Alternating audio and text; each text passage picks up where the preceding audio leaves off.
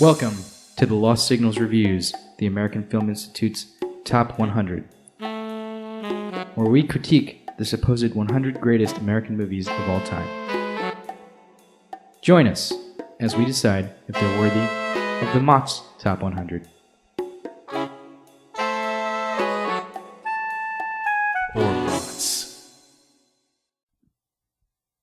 Hello and welcome to the October edition of the AFI Top 100, where we're doing a pseudo-horror movie. Number 89 on AFI, Sixth Sense.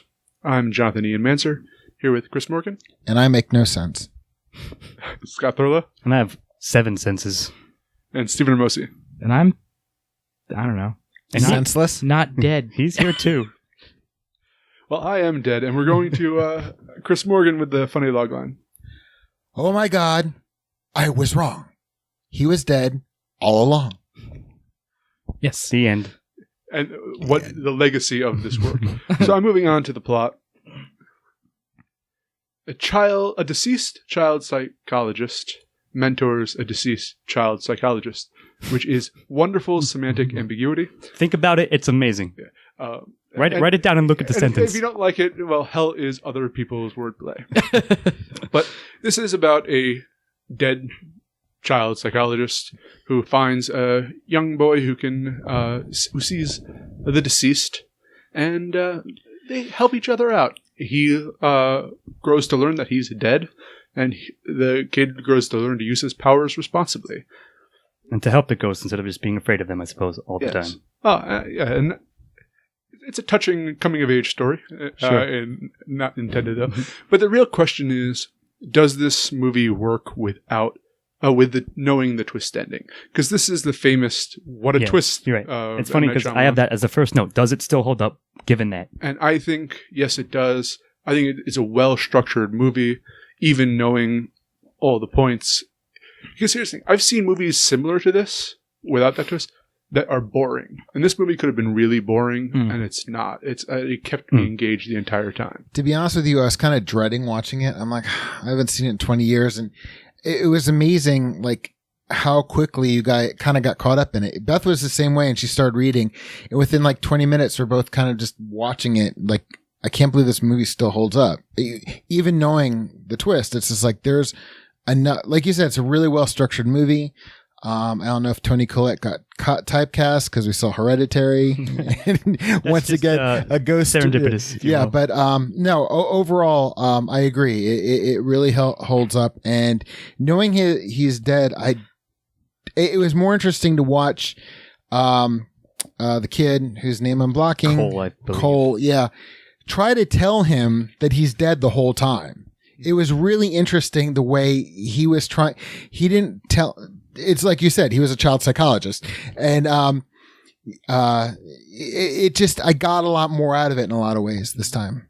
Yeah, man. So like that was the thing. It was funny because we were mentioning precast that we felt as if going into it, it was going to be like a chore to watch it again. But actually, as you said, I do believe it holds up pretty well, even with again the question of knowing the quote unquote big twist. Does it still work? I think it largely does. And I'm looking at a possible 3. Like, there's some maybe little nitpicks I could say here and there about the plot. But again, maybe I'll have to give this movie more credit and respect than I would have otherwise, having done it for this episode, that it holds up damn well. And I think, again, maybe it changed a little bit knowing the twist with Bruce Willis' character. But even so, it's damn solid. So, yeah. I want to say the Toni Collette typecast thing is kind of funny considering these movies are 20 years 30 apart. years apart almost. Yeah, and they both have a grief element to them. Yeah. Mm-hmm. Sure. But I feel like Toni Collette has done a little bit of work in between. Of course she does. And I think that she's actually a really good actress in this. Yeah. We'll talk about that later. But yeah, I'm leaning towards what you said, Scott. I think it might be a 3 for me. Initially, I was like almost enraged by the fact that this was included in the AFI Top 100. Sure. Because it's been, I don't know, when did this come out? 99. So it's been almost 20 years since I've seen it, because I watched it when it was out in theaters, and I was like, oh, that's an amazing twist. And then I watched it again, I was like, for whatever reason, I was like, this movie doesn't hold up at all without, like, once you know the twist. And then I watched it now, and I'm like, oh, this movie actually holds up really well. I think it kind of works either I way. think the plot works well. I think it starts off strong. His whole run-in with his ex-patient sets up his all of what he's going to talk about with Cole throughout the movie, and like what his internal struggle is. You see Cole's internal struggle like pretty clearly through like stealing the holy figures and things like that, and like so I think that's done really well in the very beginning of the movie. Then I don't think there's anything like soft in the middle. I think that it's pretty tight. Yeah, I agree. And I think at the end, when you get to the twist, it doesn't feel as shitty or contrived as I felt like it did the second time I saw it like, 20 years ago. Well, that's the thing is, after immediately, because a lot of people came out of this with the twist as the forefront. Then they watch it again right afterwards. I feel a lot of people feel bamboozled. Yeah. Like, how did I not see this? I'm up. They're not. They get upset at themselves for not seeing it. Yeah. And they put it on the movie, which is, given the time that has passed, I don't remember what I felt like watching it the first time, but we can appreciate it now with that span of time being gone. I think that's a good point too. I feel the same way largely. I have an interesting question for you guys, and there's no way to really know this, I don't think, but if you were seeing this movie for the first time now, do you think that you would have been like a more savvy viewer and realize probably, what the twist was? Or at least I like to think we think ourselves to be that. Like you needed this movie, I think, to some extent, to realize that there is a twist in this movie, you know, like or in a movie like this. So, like, if you had a movie similar to this in 1999, and now, as you know, we've been reviewing movies for 4 years now. Do you think if right now we were watching this movie, would you have realized what the twist was? I don't know if I would have. But I like to think that I would have realized that at least something. Like I just said. Well, the first time I saw it, I did figure it out, and I can't remember where. And it was like when I saw it in the theater. I think when I was not sure about it, I think the line where he said, you know, that people see what they want to see, it really kind of solidified it. No, I'm totally being serious. I'm not being smug about it, because you sit there and I'm like, I think he's dead, and you're like working through it, and you're like trying to compile more evidence for it. To be fair, I mean, I do believe you, Chris. To be fair, you had years of movie watching experience on us at that point in your life. So. Oh yeah, I was 29 years old, maybe, and it was a rainy day. Okay, sorry. I'll real quickly. Yeah. Good question, Sivo. I think, as I said, we like to think we would be savvy, but there's no way to be sure, as you said. But perhaps it's just because we've also absorbed a lot more in general. So it's difficult, but maybe, I guess is the question. Probably more likely, but can't say for sure. Well, one, no doubt about it that I would figure it out immediately upon the opening credits. No. But, I have no idea. I like to think that back in the day I figured this out. There's no way to know. But there's another point I want to make. It flirts a little bit with a couple lines of dialogue with it being a dying dream. It goes against that that's many other ways. Oh, yeah. But there's a number of things where he brings up that, this kid reminds me of... it's him kind of like Jacob almost Flattery. goes Jacob I was Flattery, going to say, Yeah. wow, And- okay, I never thought about that. But I think I'm giving M. Night Shyamalan a lot of credit here. That it's a red herring if you guessed the big twist.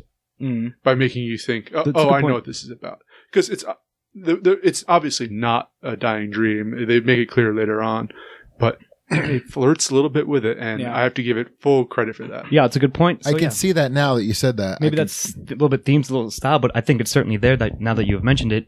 And I still think I'm going to stick with a pretty solid 3. Yeah, I'm definitely going to stick with a 3. Yeah, me too. And I'm going to say that. No, I'll wait till if we ever get to Unbreakable. How that? Okay. No, but that was the one that totally caught me off guard. Okay, fair enough. All right, Chris, themes. Jesus, the life universe and everything.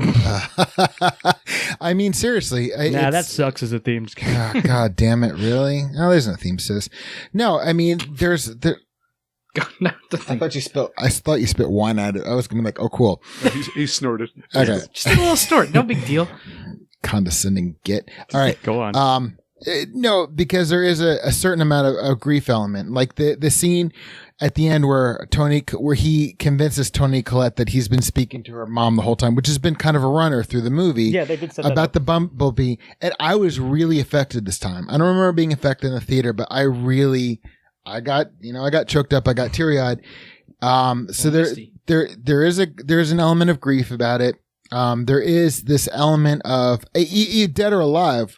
A lot of times we see what we want to see. That's a fair point. So thematic perception, yeah, is a theme through it. And then, man, you could break this down scene by scene, because I was thinking about. Let's not do that, but no, because I was also Start at the first scene. No, because I was also thinking about the scene with the teacher who stutters, and Cole starts going into who he is, and the teacher starts stuttering. And there's also a part of it that's the facade we put on. I mean, this really is a good examination of the human condition. Seeing what we want to see, the facade that we put on, what's underneath it, how much can others see in it? I mean, this kid can see dead people and he's getting messages from it, but how much of your persona, the things you're hiding, can people see, or certain people in the know see? Like, if you've had a shared experience with somebody you don't know how to share experience with, but things they may have say, things they may do may twig you to that. So I'm just saying that there's a lot of thematically, it's kind of hard to say, but the human condition kind of just wraps everything up. There's a lot going on in this film. I mean, yes, I largely agree, not to everything you just said, but to a fair amount. And I guess I'll throw in my humorous jokey thing here. Like, if dead people exist, maybe you try to help them. If you see ghosts, give them a hand. I don't know, but certainly I do agree that it's more about seeing. I don't know, like you said, human condition is good, but it's very, very general. So it is almost going to be true of any movie. But the thing is, I was trying to. If you could find a better way to narrow that down, because yes. I was not going to go scene by scene, but I'm all of a sudden realizing. And thankfully not. Well, I think E might have a better way to put it, so you go ahead. Right, so we brought up Jacob's Ladder a little bit earlier, and there's a somewhat theme that crosses between the two. Okay. Which is the demons that you see are not always that. It's they're not angels, but Haley Joel Osment's the demons that he sees, the ghosts that he's frightened of, are just lost souls who need help. They're themselves, yeah, sure. They're only monsters when you view them as monsters, which goes to your in the perspective of everything. And and also, I guess the idea of some people might see they see Haley Joel Osment, Cole as a freak, as he's not. He has a gift, and when it does have that kind of coming of age feel, to it. At least aspects to it, sure. At the end with the play and everything. It definitely does. I think that actually this is very theme rich movie. As much as I didn't think that going in, I hadn't thought about this movie going in a long time. I was kind of mad that I had to watch it again. I watched it again and I was like, this is there's a lot going on here. Yeah, sure. You have coming to terms with the negative aspects of your own life, coming to terms with Bruce Willis coming to terms with his own death, Haley Joel Osment coming to terms with what he has and his responsibility to the people that are coming to him, things like that, man. What his life purpose is, right? If indeed he can see dead people, which by the end it's pretty clear that is actually the case. Then you have you guys talked about 2 or 3 very good other themes as well, which I'm not really going to touch on because I have at least one more. You have dealing with a family member who is Tony Collette's part, dealing with a family member who's if not mentally ill, dealing with the repercussions of mental illness, right? So she's trying to deal with what's going on with her son, which she can't figure out. And sure. This is and they can't connect. This is something that a lot of people have to deal with. Yes, people can't really see dead people probably, but when you have a family member with mental illness, it presents a lot of these same symptoms where it's you don't know what's going on with them and you don't know how to help them. And all you can do is kind of just be there and try. And this movie delves into that a lot, which is I think was really affecting. Mm-hmm. And just in terms of like, there's the like religious aspects that they go into in this briefly, bit, but still not like or that they touch on, or like cling to a religion more so. Like Haley Joel Osment's character Cole is trying to figure out a way to like keep the ghosts away, basically by having all these like church figurines that he keeps stealing from church, yeah. and like learning Latin to try and like figure out what's going on. Like and not only that, but all the ghosts talking to him seem to like pretty accurately portray certain symptoms of schizophrenia. Like obviously it's not other people are talking to you in your head. It's yourself talking, your own brain talking to you when you have schizophrenia. But like it's a sectioned off part of your brain a lot of times. And like, I don't know. It's just there's a lot of really interesting stuff here that I'm surprised that it was able to touch on so many really interesting themes. And there's another thing I was thinking about as a child of divorced. I was going to mention that too. Yeah. Yeah. With a scumbag father. His father, Tony Collette's working a number of jobs, and it's so funny because you see her caring and you see her love her, but the thing is, she's got to work so hard to support him. Sometimes, like the emotional aspect of it doesn't always come through when you look at the mechanical stuff, like the missing bumblebee. But at the end, Haley Joel Osment not only provides closure for his mom and her mom, but also bridges that connection, because she couldn't go to his play. I'm sorry, I'm working 2 or 3 jobs. I couldn't be there. It kind of helped bridge that, which I thought which I didn't notice this before, but now, I noticed this much stronger. Yeah. Yeah, man. And that I think is what's interesting is that is reflected through the generations, right? Like at the end, they talk about Toni Collette's mom not being able to go to a dance recital that she had when she was younger, and like I don't know, man. It's like I feel like what the hell happened to M. Night Shyamalan after this movie? Well, Unbreakable is good. After Unbreakable, I was going to address that later, but it's a good point, and I don't want to more that because you guys cover a lot of it, and you're right. This movie does touch a lot of ground, and I think handles it quite nicely throughout, and each of it is relevant to certain aspects of all the characters and as a whole. So, and one thing I want to make mention of, one scene that probably is my favorite scene in the whole thing, is after his play, and he's skipping back and forth with the sword, and he's like, he goes, Haley Joel Osment's character goes to Bruce Willis, says, "You're leaving now." He's like, "Yeah," and he's like, "Well, let's pretend we're going to see each other tomorrow." I mean, that scene, it's just like, there's such resolution with him, like he knows what's going on. But by the same token, it's just like he's kind of letting his patient go as well. I mean, it's a mutual. Yeah. Sure. That's my initial. Yes. Yeah, I know, but this is reinforcing it, and I'm backing you up, and and this is exactly why I found that scene to be particularly memorable, and then that it came to the forefront now is because of you, man. Rock on. Well, I have closure now. Yes. So. I think we all have closure on themes. Sounds like one's all given around a 1. This, yeah. Yeah. All right, Scott, would you like to talk about antagonists? I'll certainly try. So, like, there's given what all we just said, you can take a number of angles here. I suppose at first, like, the various ghosts that Cole sees are certainly antagonizing him. I wouldn't say Bruce Willis. I can't remember his name. Malcolm something, Doctor whatever. But I don't like. Of Dr. course, Malcolm. Yeah, Dr. Bruce Willis. So, like, in Cole's world, he knows that he's just another ghost. So he's not quite antagonized, but the movie, of course, wants you to believe that he's a psychiatrist and brought in to try to help him work through whatever issues he may have, whether or not he is or is not. It's left a little more open at the beginning of the movie.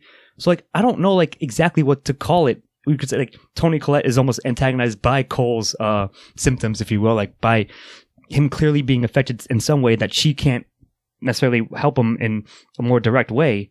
So maybe just, like, the struggles between that, maybe it goes back to themes like just the struggle of trying to understand those around you and perhaps circumstances that are beyond your control. I don't know if that's enough for like antagonist. So I'll open it up. What do you guys think about it? It's not quite xenophobia in the way we use it, but it's the fear of what you don't know, the fear of the other out there. Cole's antagonized because he doesn't understand what he's going through. Yeah. Dr. Willis is antagonized like, through his wife and the failings of their marriage. But it's not a failing marriage. He's dead. He doesn't know. It's not failing. It's over. So everyone, by their lack of knowledge, and that's what really or maybe drives the conflict in this. Maybe the situation where they have blinders on, they can't realize the whole scope of things. Is certainly antagonizing them to some degree, large or small, and always in between. Well, I like that. I think that might be what I use to give it a 1. Perhaps, though. What do you think? It's a strong argument for that. I think that you're right. It's the misunderstanding. It's not being able to know yourself enough to know other people.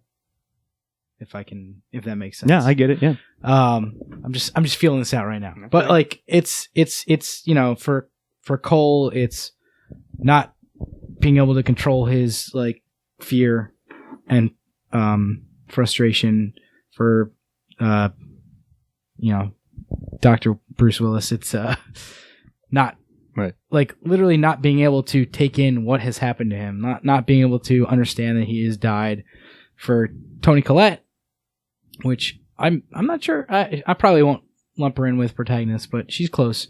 For her, it's not knowing what's going on with her son, and like that inability to understand is what is antagonizing all these characters throughout the movie, and it's done really strongly, I think.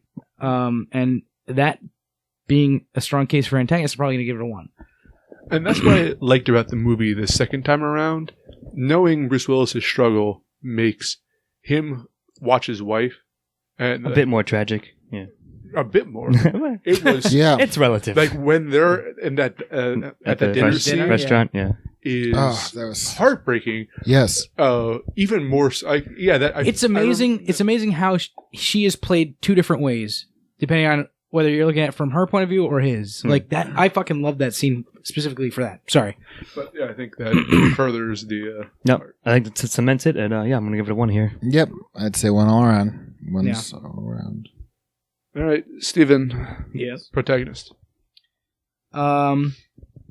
So I think it's Cole and Malcolm are the protagonists of this, and they not only are they good characters in and of themselves, but they play off each other really well. Yeah, exactly. And stole it from me, but you're right. I think that I'm going to give them a 1. I don't have. I mean, I guess I could talk about them a bit. They're both really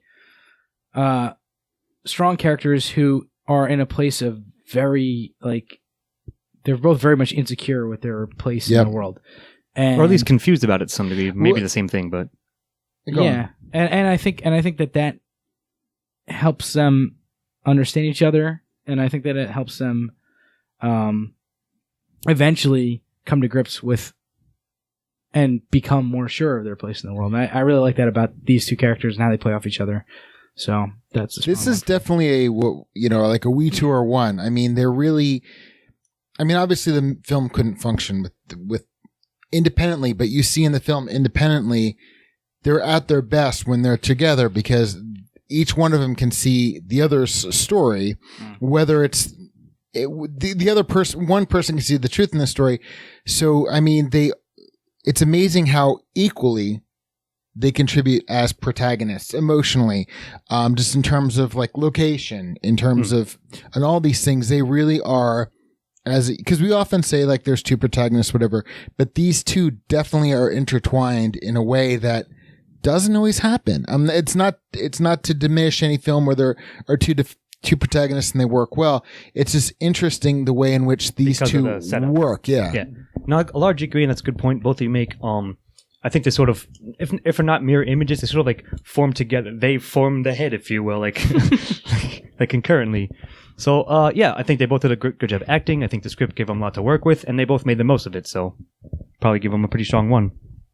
I have nothing to add, but a 1. All right, very nice. So is that a 1's all around? Yep, it is 1. Okay. Oons. I'm on to supporting characters. Toni Collette, who is Cole's mother, gives a tremendous performance. And I also have to say, Dr. Bruce Willis's wife Anna, I think Yeah. is her name.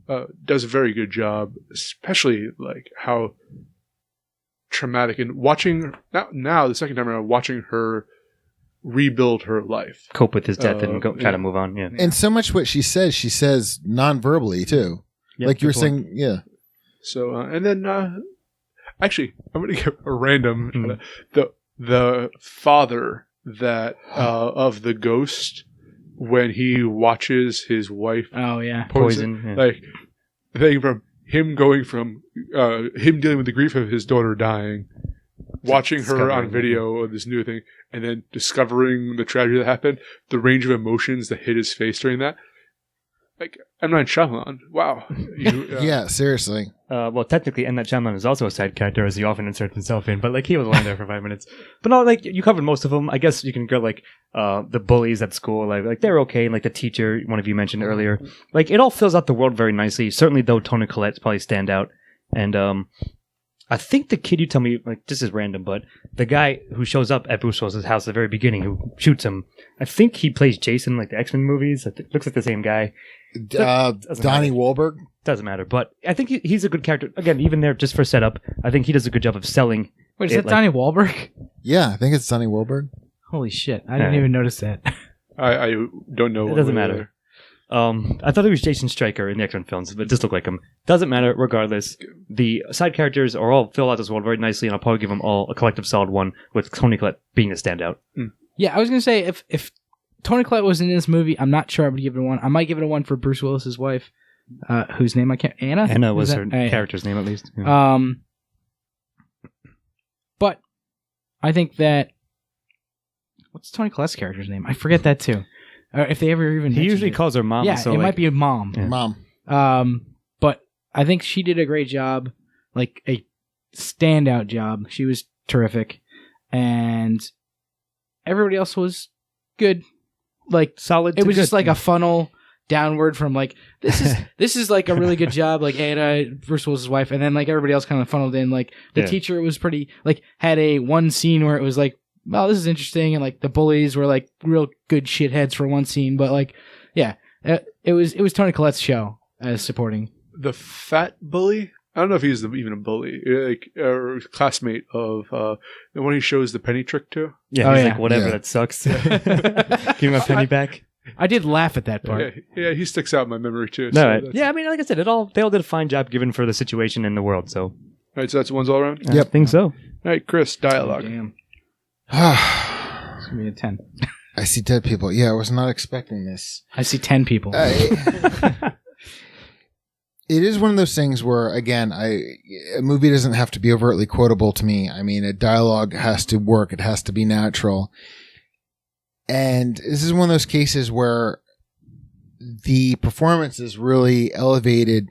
What is believable dialogue? I mean, it's not, I mean, the only dialogue that seems slightly discordant is Cole's, but his is kind of understandable Because of his character. because of who he is. Yeah. And that in a lot of ways, he doesn't have any peers, so he's more around adults. So definitely he's an adult writing for this character might be, in other words, he doesn't get along with his peers. So yeah, he's going to have that weird child interpreting adult thing.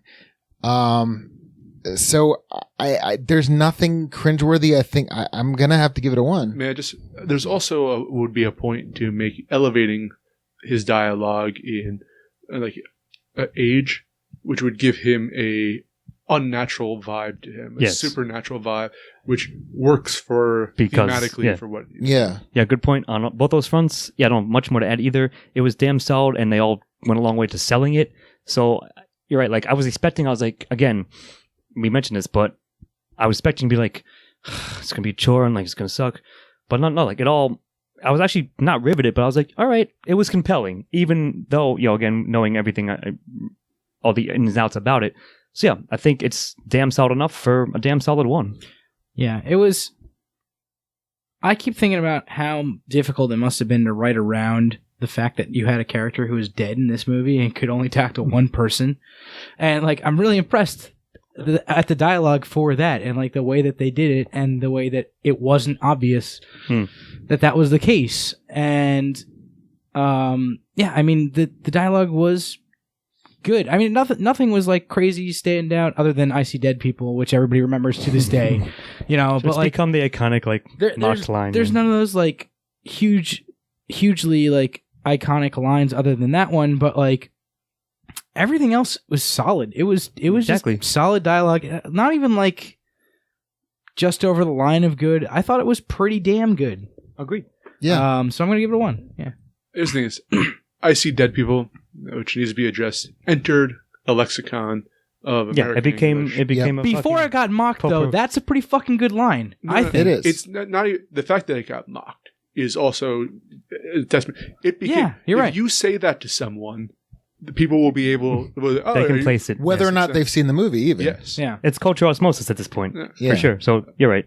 So it deserves a 1 for that line. If just for having a line enter, and granted, you're right. It could have been good beforehand, but it's just become. Yeah. It's pervasive. Yeah. Like everybody knows what that line is from. And like the fact that they found a child actor that could deliver these lines in a pretty Believable. Like- yeah. good, like well. Like not just like adequately, but he delivered a lot of his lines pretty damn well. Like there were times where I was like, "Oh shit, like this kid is like 10 years old." Sure. And Yeah. he just gave like the perfect read of that line, Sure. He's a phenomenal actor. Yeah. Yeah, he is. Anyway, Scott, onto you with style. All right. So it's pretty damn solid. So was this M. Night's like very first like breakout film, if not his first like big production? This was his Like, it first put him on the map. Hollywood movie, yeah. Right. He'd written like Sure. a couple other things first. So like I think some of the shots are great. Like almost like I take them as like somewhat homages. Like for example, a few of them certainly made me think of The Exorcist. Like here and there, like some of the street shots, Yep. even Halloween, the first one a little bit. I think it's very well done cinematography for the most part. The soundtrack I'll maybe leave for you, but it still matched. The atmosphere and the tension was kept up very nicely throughout. So like the only one I don't know where else to mention it, but I'll mention it here. Like the only thing I thought was a little bit funny was that if you take it that Bruce Willis is indeed his actual psychologist, he seems oddly intrusive. Like he keeps showing up in like situations where he might not. Like if in real life, like why are you here at this moment? If you actually were like a real person, like showing up. Other than that, though, I think the overall style itself holds up, and it's done very, very solidly. So It could be a separate universe where psychiatrists show perhaps. up.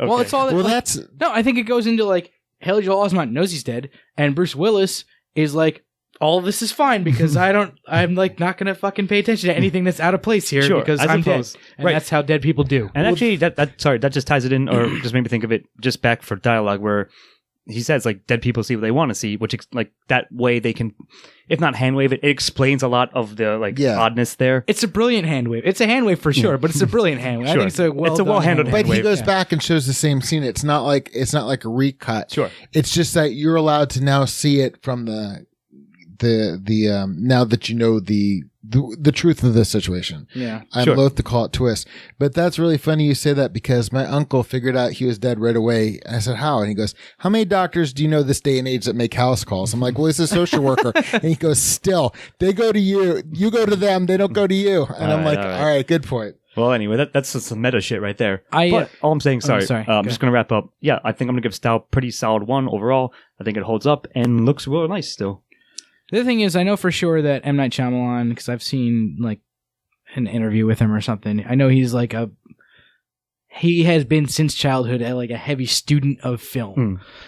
So all those shots, all those reference shots, and like the things that you were mentioning, all those homages, those are totally definitely on on purpose. purpose. Yeah. Like Yeah. And well, they're that done well. is something that he like has, and like, man. Watching this movie again makes me feel kind of bad about shitting on him for the last 20 Right? years. I was going to say that Like- too. Only this movie though. Like Like, I don't wanna get you into go it, back and but- look at other movies. I don't think I'm going to like him, But I see what you mean. but I'm like, I feel bad. Like, I want to like this guy. Like, stop doing the fucking the last Airbender movie. Okay, and, okay. You remember that Shane Torres bit about Guy Fieri? yes. You just you gave Yes, M. Night Shyamalan you're version right. of that. But I will say, Unbreakable, his follow-up movie to this was good. And Split was good. So I'm looking forward I to haven't the seen sequel Split to that. yet, Okay, fair enough. but I loved Unbreakable, so yeah. But yeah, his style in this movie is probably the best style he's had, maybe other than I kind of want to say Unbreakable. that too, maybe to an extent. In any movie that he's done. It's really there's a lot of homages, as you mentioned, which I really like. Well, yeah, Hitchcock And is a there's- big But good influence on homage, it. is what I'm saying. Yeah. And there's a lot of this like really cool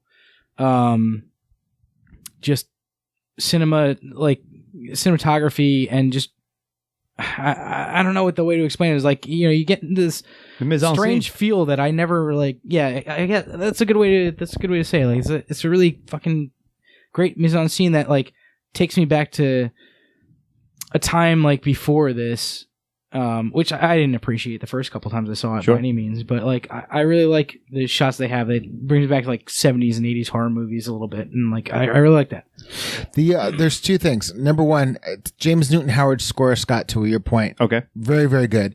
Number two, the first shot that I noticed that was really great is after Donnie Wahlberg shoots Bruce Willis.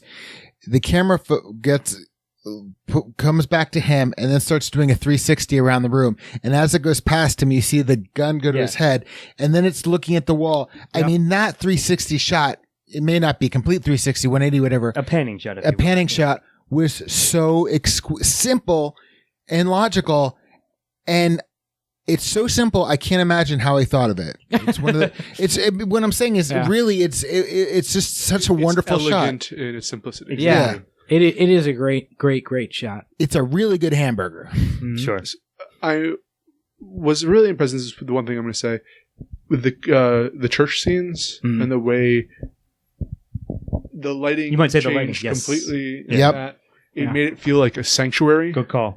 which is what it represented. Yeah, you mentioned it, yeah. And again, this was very deftly done. So I'm going to give it a 1. Yep. Well, Yep. Yeah, for sure. All right, Steve-O, Well, the final one. I can't not recommend it.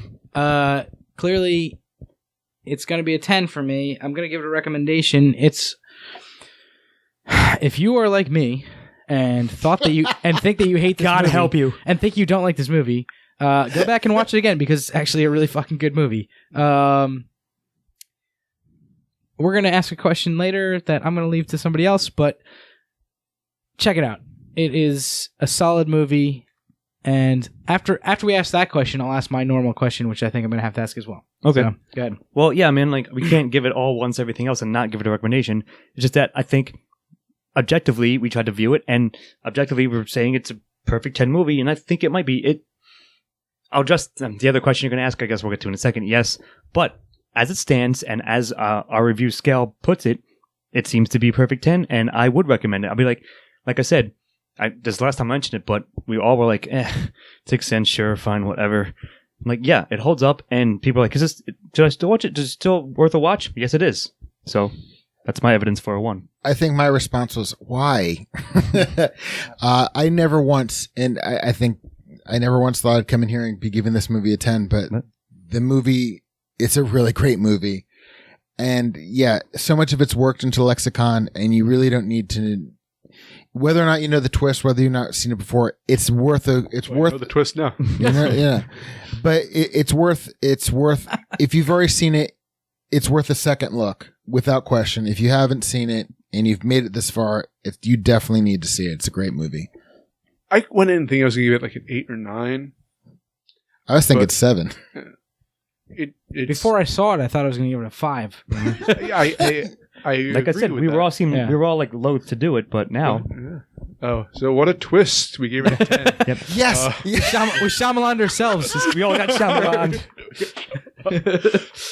Very nice. Perfect. Do you want me to ask the questions, or Yeah, do you? yeah. You should ask one. Does it deserve a 10? Oh, that was the one I was going to ask. I thought you were going to ask the other one. Yeah, I think as we just said, I think That's does. fine. I think it fucking holds up damn well. It's aged very nicely and still worth a watch. Still a great horror movie, great thriller, if you will. Thematically alone, yeah, it's worth a 10. Just 10 points on theme. Yes, I think it deserves a 10. Especially on our scale. Mhm. Perhaps not on our scale. I might give it a 9. If I'm just like going off of like best out of 10, like what would you give it? Yeah. Like just off the top of your head, I might give it like a 9, 9.5. But it's still a really good movie. Check it out. So we've seen much better movies on the AFI Top 100 and off the AFI Top 100. We have. This is a movie that's weird that it is, if you don't know anything about it, is deserving of a watch for the twist. And then 20 years later, it's worth going back to watch after you like get After you thought over you've gone past it. Yeah. And then you can appreciate it for a new movie. It's where you can see two separate movies from, and I have to give it credit for that. Yeah, for sure. So the second question that we were talking about, do you want to ask it or you want me to ask it? Oh, you're already talking. All Please right. do Well, it. here I am talking. What do you guys think? Does it belong on the AFI Top 100? Now having talked it out, maybe. I think I'm leaning more towards yes than no. At this point, it's 89, so like that's pretty far back. That's fine. Like, you know what? Like I said, I do this a lot, but there's a couple that we definitely said could be bumped off. This one, I think I'd be okay with it staying on as long as it stays pretty far back there. But still, because of maybe the legacy, the cultural like osmosis, as we said about it, yeah, it's probably a culturally important American film. So What Ian said is the perfect reason it needs to be on AFI, that you see it and 20 years later, it's actually probably even more relevant. It still holds up. And Scott, you said it very well. That I was initially said you can just cut it off, but it's not. This is not Ben-Hur. exactly. This is better than Ben-Hur. Yeah. By far. Oh, yeah.